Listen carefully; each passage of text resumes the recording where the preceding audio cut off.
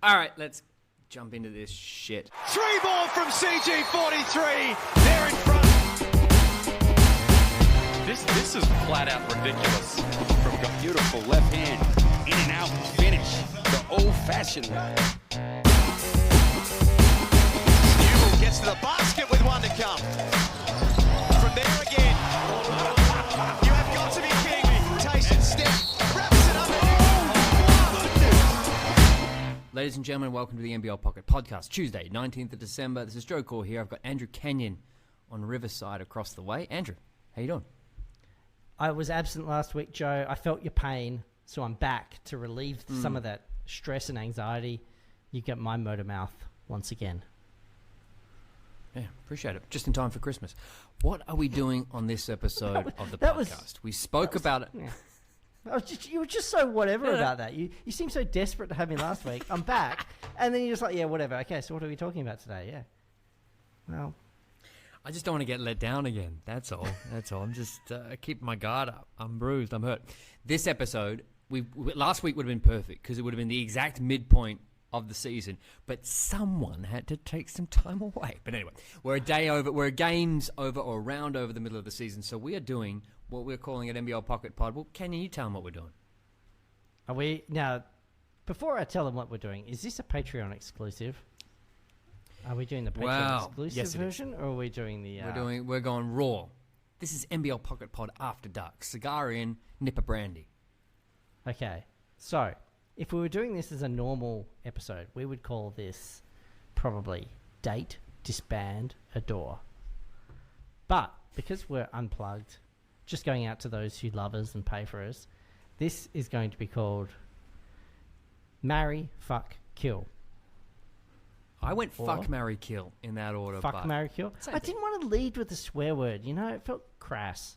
Yeah. Yeah, it did. But it sounds... yeah. But yeah, I think your way is generally preferred. It's the vernacular. Also, what you did was you did the classic perverts maneuver. You went to the video store, you've got pornography, and you thought, if I sandwich it between a copy of Home Alone and Mona Lisa's Smile, no one's going to know. And that was your gambit. But it hasn't paid off here, pal. I see right through your hoodwink. So tell me, everybody's played this game, right? You've all sat around at the pub and played this game. Do you need to explain the rules, Joe? I really don't think so. We don't patronize our audience here. We just fly into it. And I think people get it. Oh, good. I like you said fly into it as we hear an airplane going over your head. Oh, you can hear that in the background. Yeah, oh, man. It's Sydney. It's 1,000,000 degrees. You can probably hear a circular fan. I'm not kidding around anymore. This is a nightmare. So what we're going to do is we're going to go through each of the 10 teams in the league. We're going to do FMK on all of them, what we like, what we don't like, what we especially like, and we're going to do that through everything. But before we do that, though, I got a few sort of broader topics, because we will do a little fraction of this that's free to the public, and then most of it behind closed doors, because this is inappropriate. This is going to be some wild content, I think, and you got to pay for it. So, little housekeeping up at the top. Patreon. If you're not a patron, want to listen to the episode, become one, and you can. Secondly, the Discord. If you're not in there, jump in there. Everyone's having the chats. Twitter, at NBL Pocket Pod. Get in touch with us, and the email at nblpocketpodcast@gmail.com. Send us a thing on there. I would appreciate it. But here we go. Hang on. Overarching questions. I've got social media feedback. While you're mentioning Twitter/X, I reinstalled Threads. So if you want to get me on Threads, you can hit me up at Canyon. I'm hoping that'll be just like Canyon. Wow. Just Canyon. Just, you got a unique name. You can get these cool usernames. So find me there. So what you're saying is talk some NBL. You can you're no longer tooting, but you give tutelage on Threads now. Oh, you schooled me. Well, thank you. Let's do this. Overarching questions. Alan Williams. I tweeted out to the guy, and it's gotten popular. It was a good tweet. Read it out. Yeah. Taking it to the tweets. Taking it to the tweets. Taking it to tweets. Taking it to the tweets. No more need for tweets. Taking it to the tweets. I actually don't have it at hand, but it was something on the lines of like, I watched that game, and Southeast Melbourne got murdered, and Alan Williams, bless him, he was just diving into opponents and then begging for calls. And I just thought, he's the biggest guy in the NBL probably since Colton Iverson, and before that probably Cam Oliver. He's the biggest guy in the NBL, and there was just no finesse on the move. He was just diving straight into the chest of the defender, and then surprised when he didn't get a call. I'm a fan of Alan Williams. His production's through the roof, but yeah, I stood by the tweet. And it really comes down to what someone else on this podcast said a while ago when I had that professor on when we spoke about the fallacy of the hot hand shooting. Yeah, he said on Twitter, you got to take the most charitable interpretation, and Alan Williams took the most charitable interpretation. He could have been a jerk in reply. Probably should have been a jerk in reply, but didn't. And I appreciate that. What do you think? Yeah, I thought it was good of him. He's, he comes across as a nice guy. And, it's nice to see that the social media side of Alan Williams is equally nice. He took it on the chin, agreed with your perspective, said thanks for the feedback. I'll try and do better. Self-reflection, self-analysis, I like that around here. Having said that, he's also the NBL's darling. So, he's got a future career path he's got to keep in mind. So we see what you're doing there, Alan. Shut the fuck up. You just wrote, quick quote, shut the fuck up. When did you step on an NBL court, loser? Hey, look, I just want to say, Alan Williams, if you're ever in Perth and you get a bit of a crook hammy, I don't care what the NBL says. I'm coming down and giving you a stretch, mate. Yeah, I'll just say this guy's all right. Just say Canyon, he can come on through and stretch out that hammy, because it seems as though you're kind of allowed to do it. They like to promote the fact that fans can do it, but then after the fact say, look, don't really do it, but we're still going to tweet about the fact that somebody did it. A little mixed messaging. I'm not sure whether I can stretch Alan Williams' hammy or not. And it's funny. The tweet got picked up on a number of places, and they'll talk about it. And fairness to, like they mention it, but they don't give you by name. Everyone's got to protect their little pottage of dirt their little media perspective. They've got to protect themselves. And I'm just like, they know who I am. They know who we are, I should say.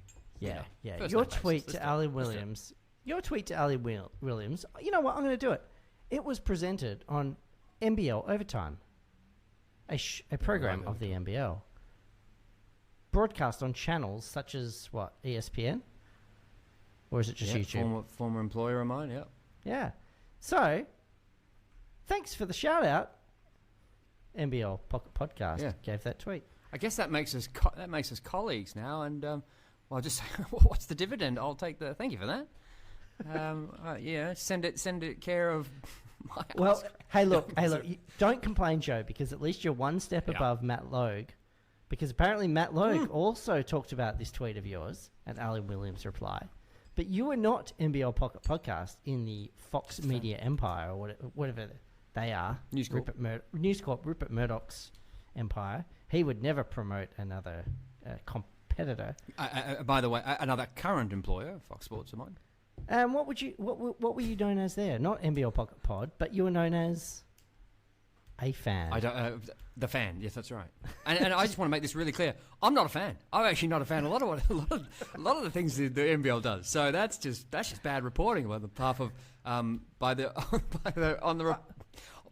reporting on the behalf of the suspect. The reporter. I shouldn't have doxed him, should I? Just the reporter.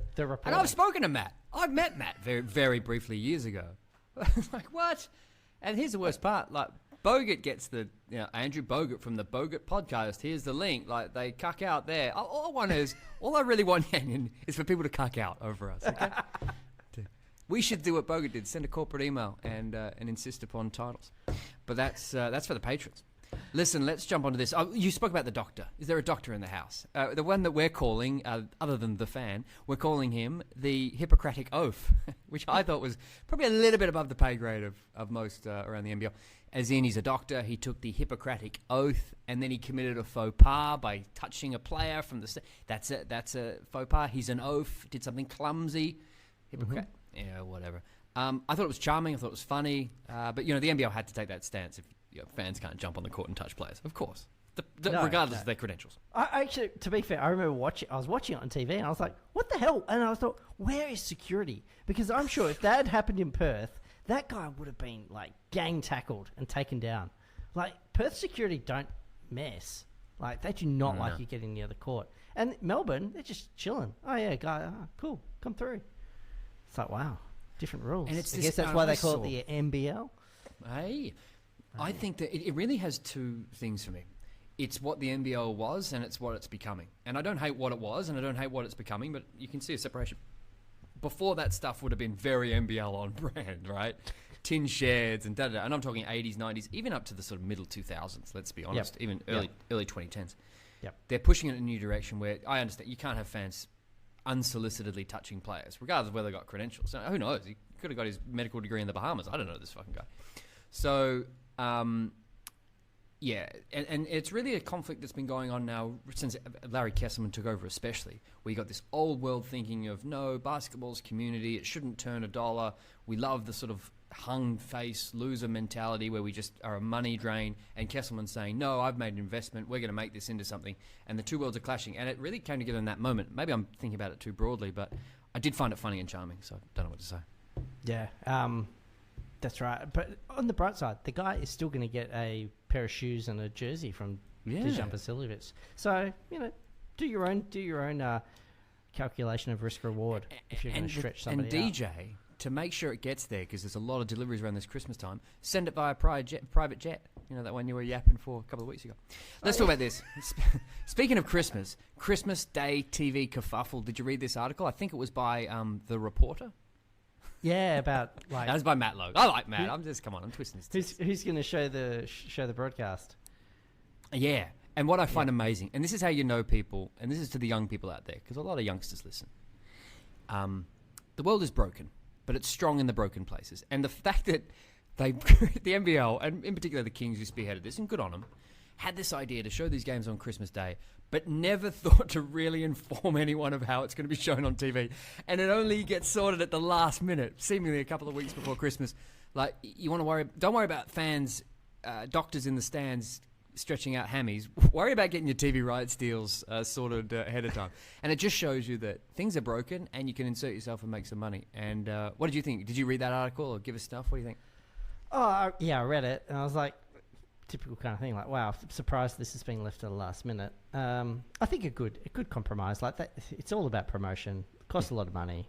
Like, they need as many eyeballs as they could possibly see. Good on everybody for just coming together, spirit of Christmas, and making it work. Look, it's not like the NBL will ever massively rating, so they're not giving away too much. It's not like this is the rights to the AFL Grand Final or anything like precisely. that. No, absolutely not. Keep it in perspective. Here's the thing as well, and also it's on the very prestigious 10 peach. So you've got apples, Standard plums, pears, bananas, standard definition, staring into a campfire, looking at the toilet as it spins either way in either hemisphere, and then 10 peach. So good luck to the Christmas Day game. What I will say is it will be interesting to see in a vacuum, because it's on the same channel, same time, with little competition.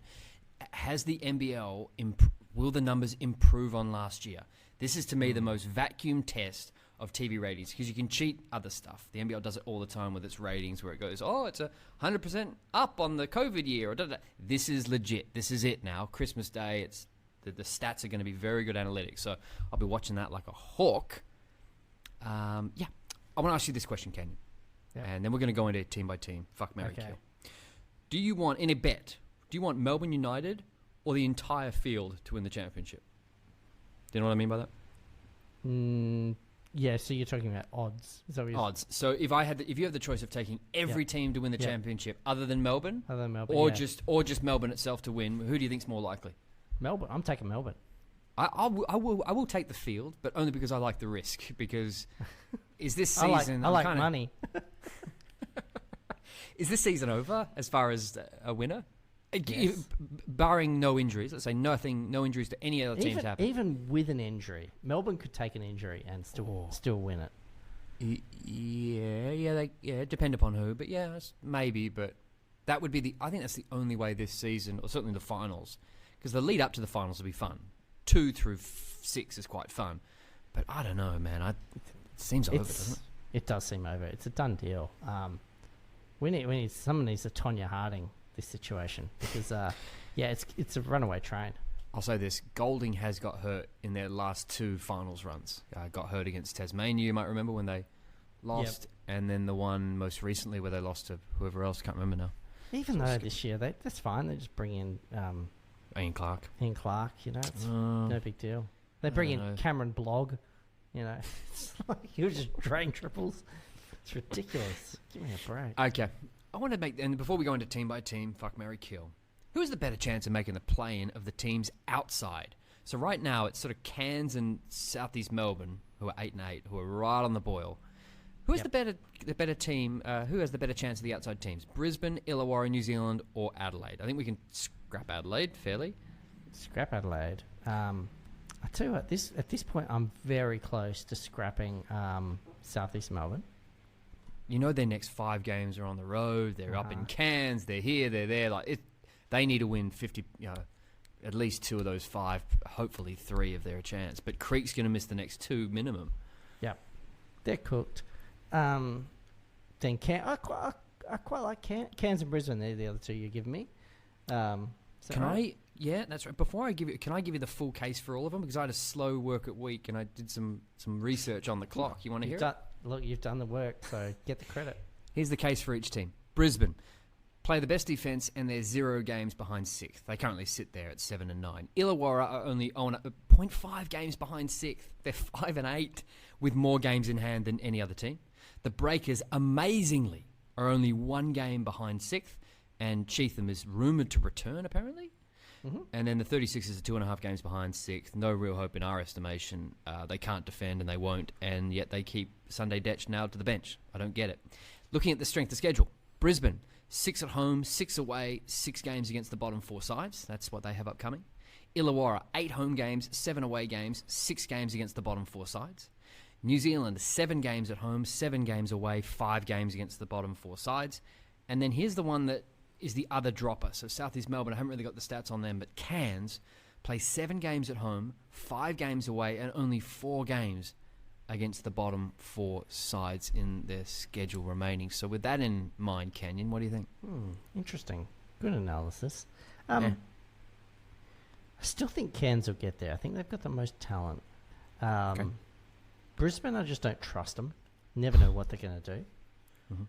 Illawarra are the interesting one. I'll go away. I cannot possibly include them. I can't include them, but I'm going to love watching their run home because suddenly I'm enjoying your cheeky kind of eyebrow raise, like, maybe, all right. And the Kiwis, no, not going to happen. Really? They're not. They just seem a little dysfunctional this season. I actually could make the case for Brisbane and New Zealand. I don't think both of them, but I think one of them. Okay. Brisbane just played the better defense, and that has been shown to get you there. New Zealand, I just really like Lamb. I think Cairns are going to make it because Patrick Miller's an MVP candidate. He's really, really good. Yeah, he is. He's excellent. And then New Zealand, for the same reason, man. Anthony Lamb he's the second best player in the NBL behind Cotton. I think he's that good. I think he's fantastic. Yep. Yeah, I just love his game. He is just a high volume, high production, high percentage guy. I love him. So I'd actually make the case for those 2. Illawarra, I think this is a bit flash in the pan, but I love their play. I love what they're doing, but their schedule isn't they've got a lot of home games, but I'm just not sold on them even now. But so you're making the to summarise, you're making the case for Cairns, and if I got to pick it, because Southeast will fall out. So Brisbane. Really, I think Southeast Melbourne are probably going to stay in. I think Creek comes back. I think. Oh, Cairns, fuck. Oh. No, oh boy. No, Cairns are going to make it. And Brisbane are going to make it. Man, Southeast Melbourne, I really could conceivably see them dropping below.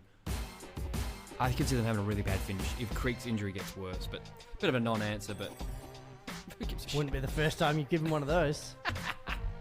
Let's go to each team. Fuck, marry, kill. That's a cut there.